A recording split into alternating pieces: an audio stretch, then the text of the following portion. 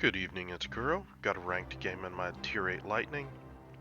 Going over the matchmaking, have an enemy Shikaku, North Carolina, Richelieu, Bismarck, Kutuzov, Uland, and Luoyang rounding out the enemy team. The map is Neighbors, 3-cap domination. Gonna kick this one off. This one, I'd normally like to try to play B-cap into A-cap.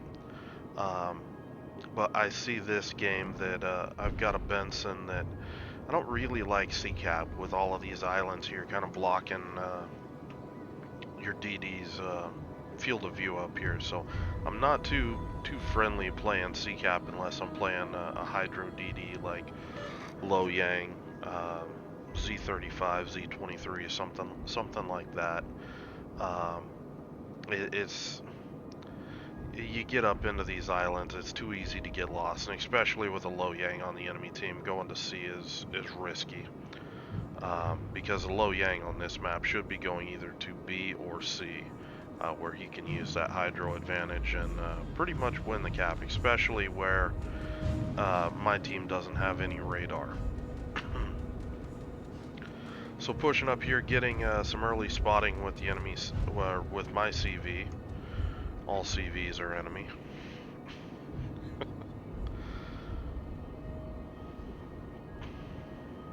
So I see a Kutuzov. More importantly, I don't really see another DD up here. You can see he's kind of loitering around out here, so I'm gonna make a calculated risk that there's no DD in front of this Kutuzov for whatever reason.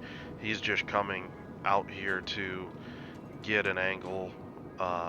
He's got massive gun range for a tier 8 cruiser, and he's just intending to smoke up out here and just shoot anything up, you know, in probably this sort of area of the map. And without a DD screen, a Kutuzov is pretty easy pickings for a destroyer. So just gonna push in here. Now, part of the reason why I am making this play is I am in a Lightning. I do have smokes to burn. I do have Hydro. I've got, you know, pretty much all the tricks that I could want to help keep me safe playing this aggressive. I'm gonna see Torbs coming early, so rather than them pulling me deeper into the position that all of a sudden has gone bad, I'm gonna see them further out, be able to react, be able to smoke at a safer distance, and probably, you know, squeeze my way out. Now here, just pushing in here inside torpedo range. Now I'm gonna make a quick move here. This is kind of dirty. I get inside the Kutuzov smoke firing range. He's going, oh crap, there's a DD nearby. I'm just gonna duck behind this island and break the line of sight. I want this guy, you know, fat, dumb, and stupid in his smoke, because that's the best chance that he has to eat torpedoes. So not just going to rely on the torpedoes, going to hook around this island and come out and try to ambush this DD. I know that I'm going to have a Benson here that's going to be able to spot. I do have a Takao, and at this point I'm really certain there's not really a DD out here.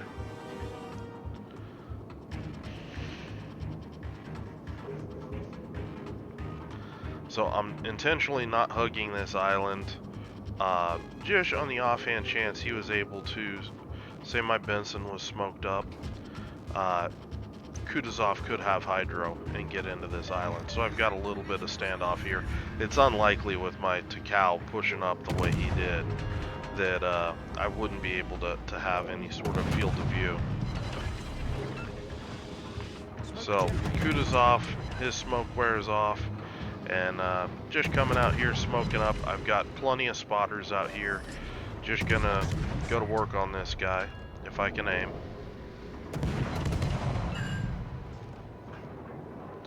That's a little better. That's an unrepairable fire. Now Kutuzov's gonna give me broadside. You see I switched to AP, and this is really nice.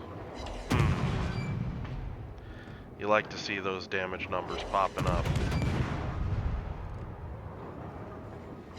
For some reason the game OBS is stuttering. I have made some changes to to the settings that should fix it. We'll see. But I noticed what was going on when I was reviewing these videos, and kind of is what it is. So at this point, my smoke's out. I don't want to take a bunch of damage getting this Kutuzov killed. We've already wrecked him, basically, and even if he smokes up, he can't even shoot because I'll just detect him. My team's able to whittle him down enough. Just gonna start throwing some shots out here. Now, notice, as soon as I get this guy worked down, you see how I angle in right here. I'm trying to limit the amount of damage that he can get because theoretically he could line up, you know, a full broadside and, you know, lop 25% or more off my HP if I'm giving him a good shot. Now, since I know there's no DDs really around, I'm just gonna go into gunboat mode and just push right up and just try to take this whole area of the map for my team, and that involves making this Bismarck get out of our way. So I'm going to ask him nicely.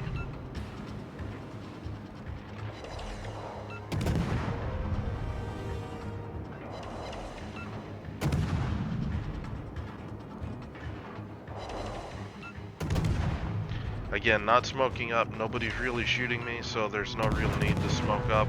I do see the rocket planes coming. He is going to be able to line up and attack early.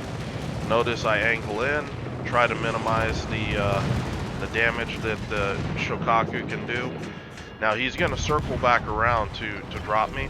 I'm just going to instantly smoke up. You can see he's still circling around. Now notice I stopped.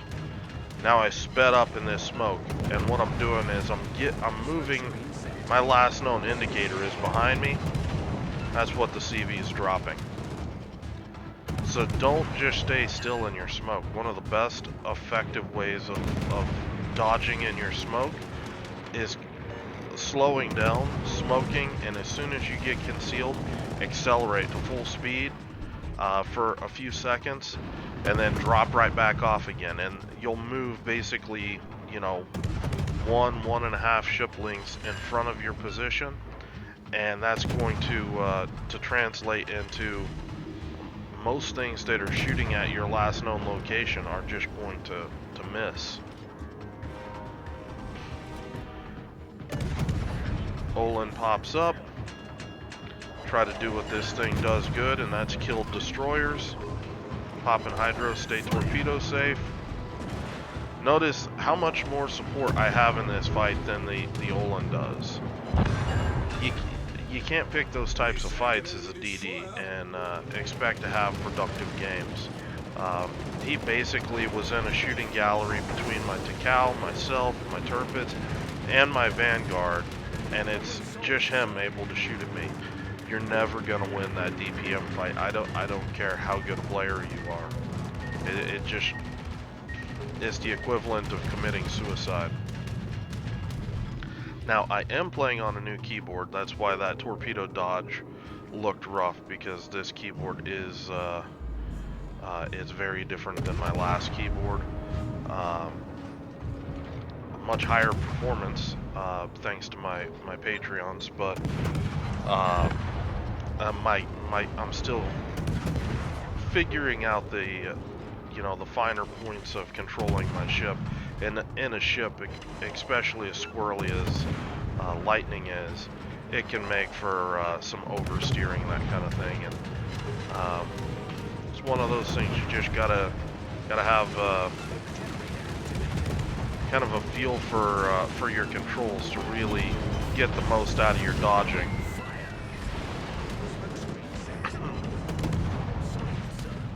Right here, you notice I hung on to my smoke up until that I was sure that I was able to get this Richelieu's persistently spotted by my team, and here just in here smoking up, just setting fire to everything just like normal.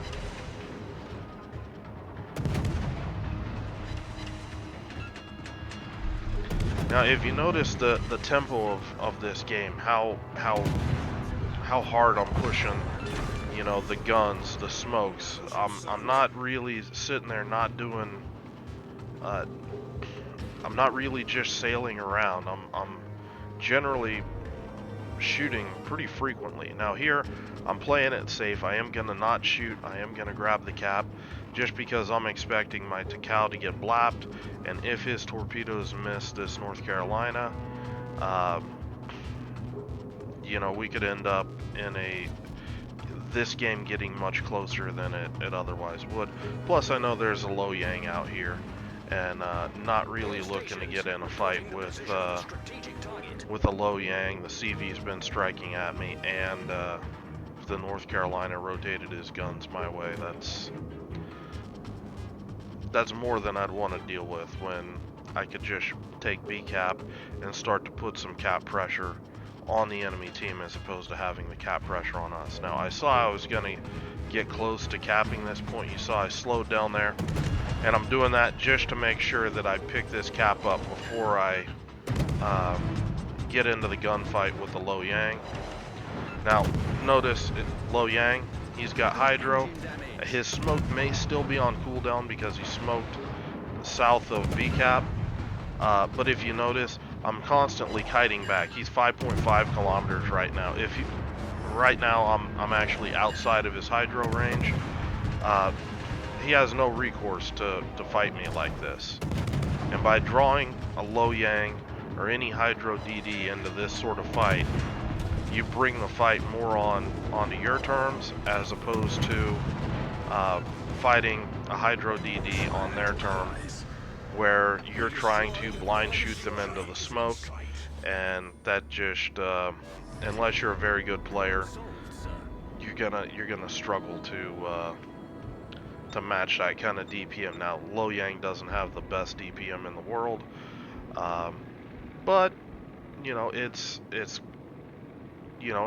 four guns can still do quite a bit of damage, especially if he's able to get a vision advantage on you between his smoke and his Hydro. So at this point, the game's pretty much won. Just got the enemy CV left.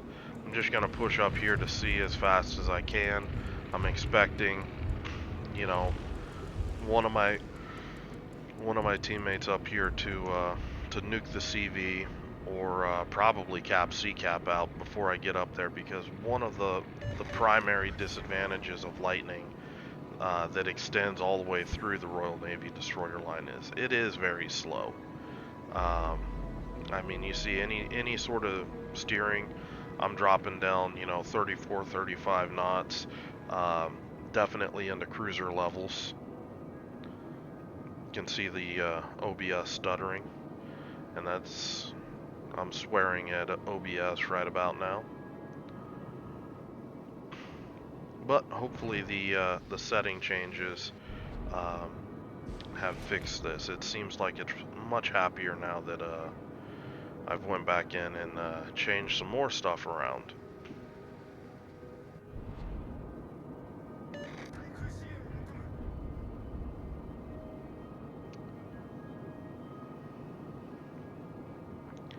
Enemy CV's just hiding back there. We're at 950, so we're going to win this one out on points very shortly. Unfortunately, not going to be able to step into the cap and get any XP for the third capture point, but this is going to be a pretty solid game already with the amount of destroyer damage and 2 full base caps, and yeah, this is definitely a solid game that I think really showcases some of the highlights of the Royal Navy destroyer line. Just the tempo and the pressure that you can bring to the game, just with, you know, using your guns just a lot, as much as you feel safe to do so. You know, trying to use up every single one of your smokes in the game. Things like that all translate into more damage, which translates into more pressure on the enemy team. which generally will translate into more victories for your team. Anyway, I hope you guys enjoyed this game. If you have any questions or comments, leave them below. Hope you're having a good night, and I will talk to you later.